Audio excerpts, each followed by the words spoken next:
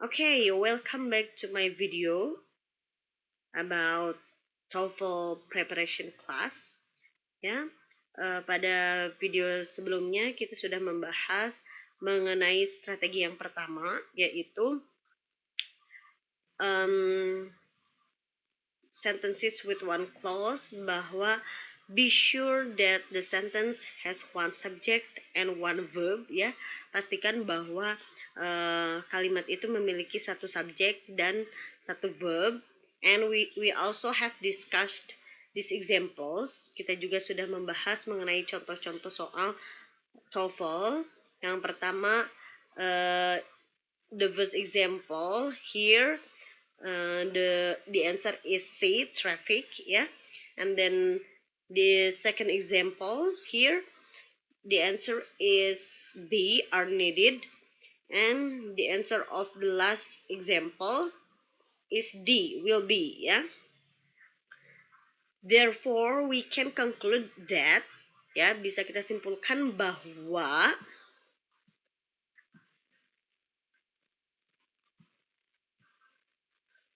ya, kesimpulannya adalah a sentence in English must have at least one subject and one verb.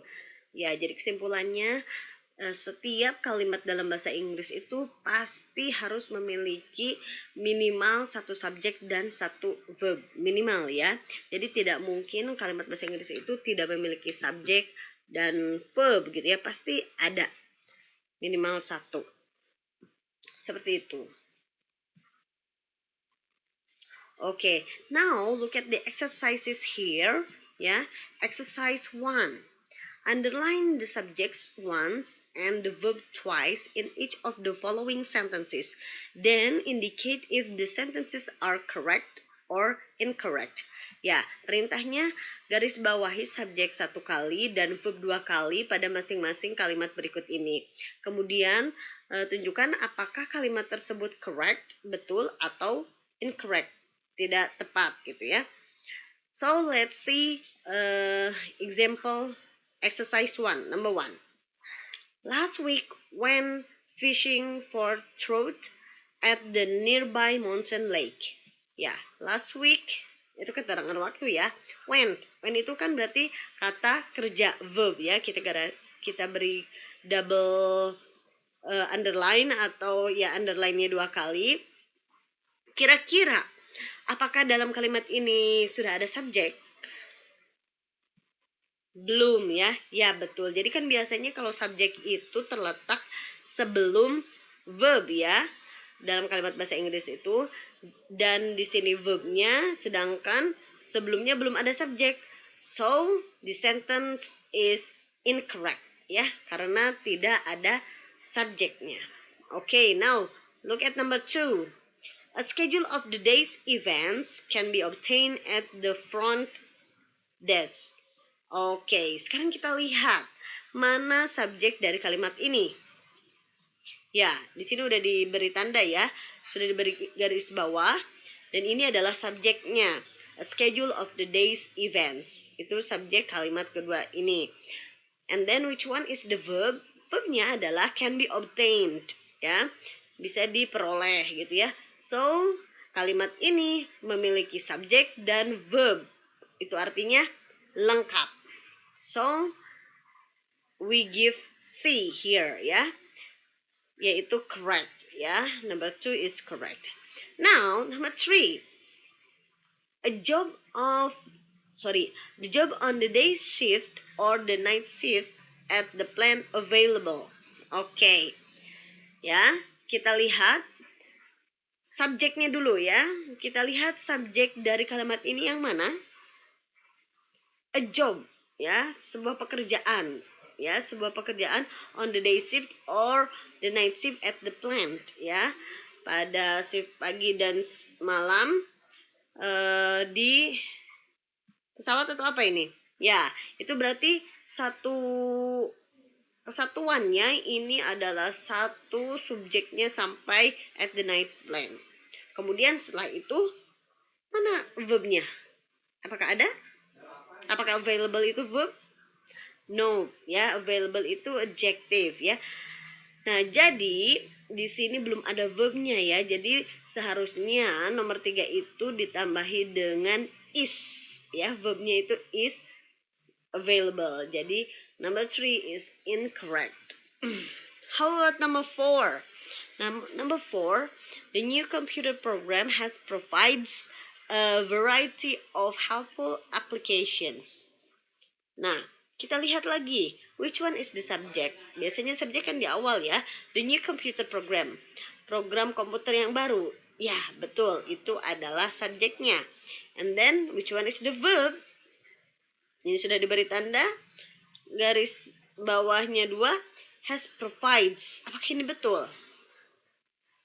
Has, kemudian provides.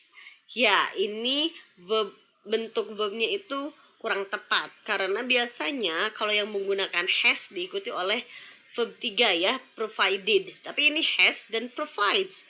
Jadi ini bentuk verbnya salah. Atau ini bisa dibilang memang artinya hampir sama ya, memiliki dan menyediakan gitu ya, provides menyediakan.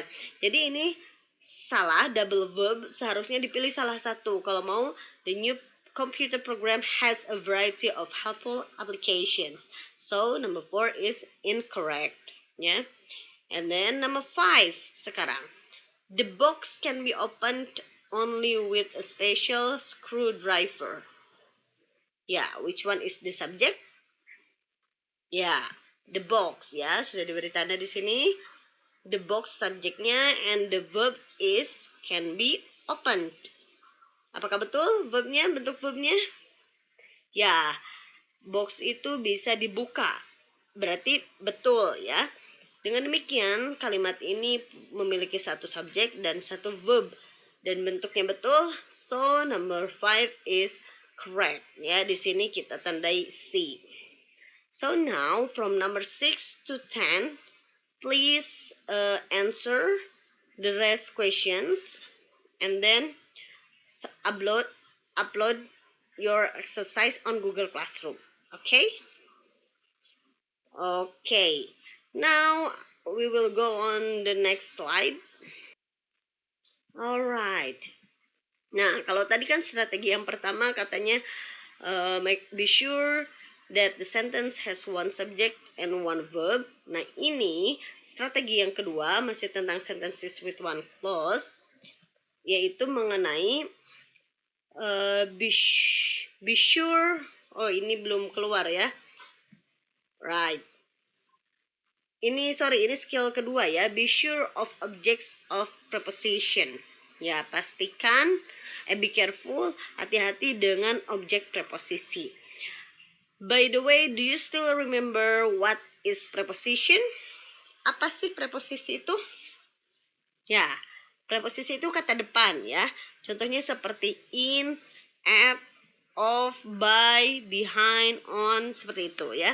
Dan object of preposition adalah a noun, pronoun, gerund, or noun clause ya, kata benda, kata ganti atau gerund atau noun clause yang terletak setelah preposisi ya. Jadi bentuk-bentuk ini ya yang terletak setelah preposisi seperti in, at, of, by, behind, on, and so on to form a prepositional phrase. Jadi untuk membentuk prepositional phrase, intinya object of preposition adalah noun, pronoun, gerund atau noun clause yang terletak setelah preposisi gitu ya. Now look at the example below. After his exams, Tom will take a trip by boat. Dari kalimat ini ada berapa preposisi? Ya, pertama adalah after preposisinya ya, dan by ya. Jadi ada dua prepositions here. Dengan demikian ada dua objects of prepositions ya. Yang pertama adalah his exams dan both gitu. Kemudian bisa dikatakan bahwa object of preposition itu bisa membuat bingung gitu ya dalam structure questions pada TOEFL. Karena terkadang kita itu salah mengira bahwa objek preposisi itu sebagai subjek kalimat, padahal bukan gitu ya. Jadi kalau dilihat di sini, after his exams, Tom will take a trip by boat. Sebetulnya mana subjeknya? Apakah after his exam atau Tom atau mana? Yang betul kan Tom ya.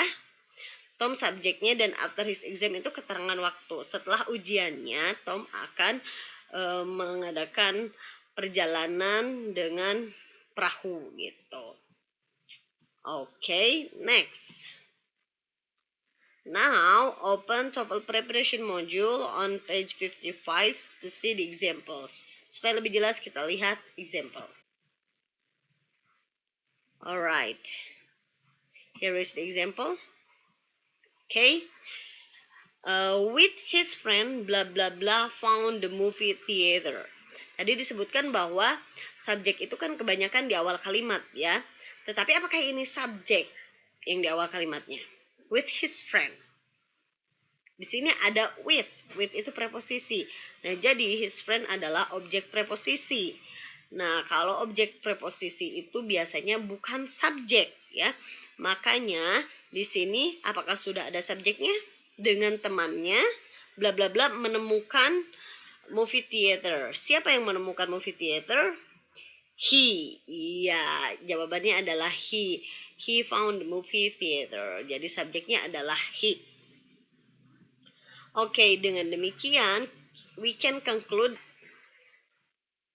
ya. Mengenai objek preposition itu, kita bisa simpulkan bahwa a preposition is followed by a noun, pronoun, gerund, or noun clause that is called an object of preposition.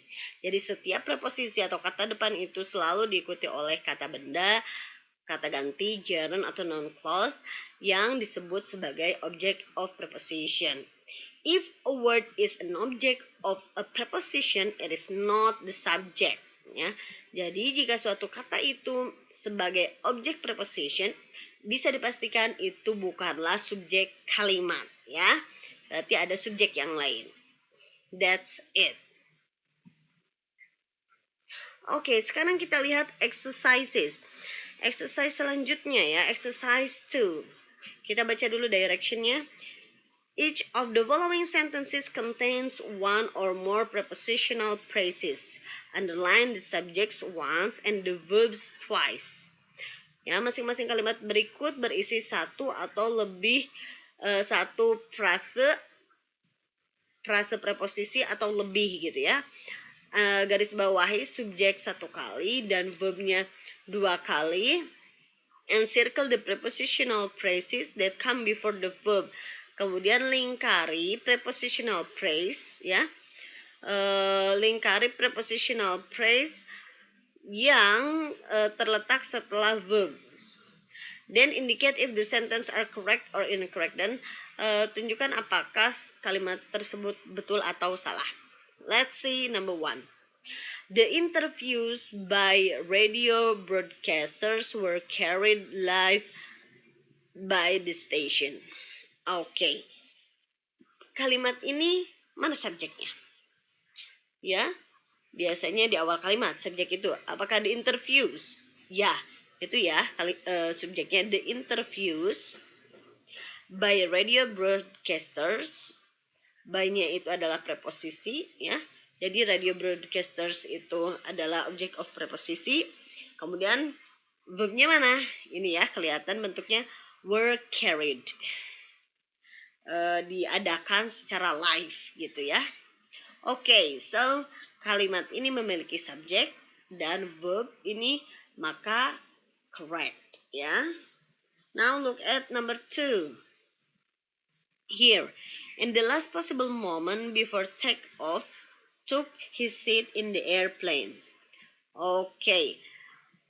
Di awal kalimat ini ada in the last possible moment. Apakah ini subjeknya? Jelas bukan, karena in the last possible moment, di momen yang terakhir gitu ya. Ini kan keterangan waktu ya.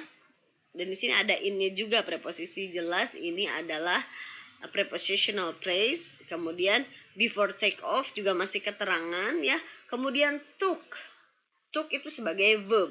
Tapi apakah di sini sudah ada subjeknya? Ya, belum ada subjeknya. So, kalimat ini tidak lengkap karena belum ada subjeknya. Now, look at number 3. At the neighborhood flower shop, flowers in quantities of a dozen or a half dozen can be delivered for free. Ya, kita lihat awal kalimatnya ada at the neighborhood flower shop. Apakah itu subjek? Lihat di sini at itu preposisi. Jadi bisa dipastikan ini bukan subjek ya, tapi prepositional phrase yaitu fungsinya sebagai objek preposisi gitu ya.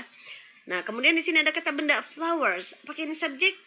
Yes, this is the subject. Ini subjeknya ya, flowers. Dan in quantities of dozen or a half dozen itu adalah masih prepositional phrase ya, keterangan menggunakan in di sini, dan verbnya adalah can be delivered, bisa dikirim gitu ya atau diantarkan.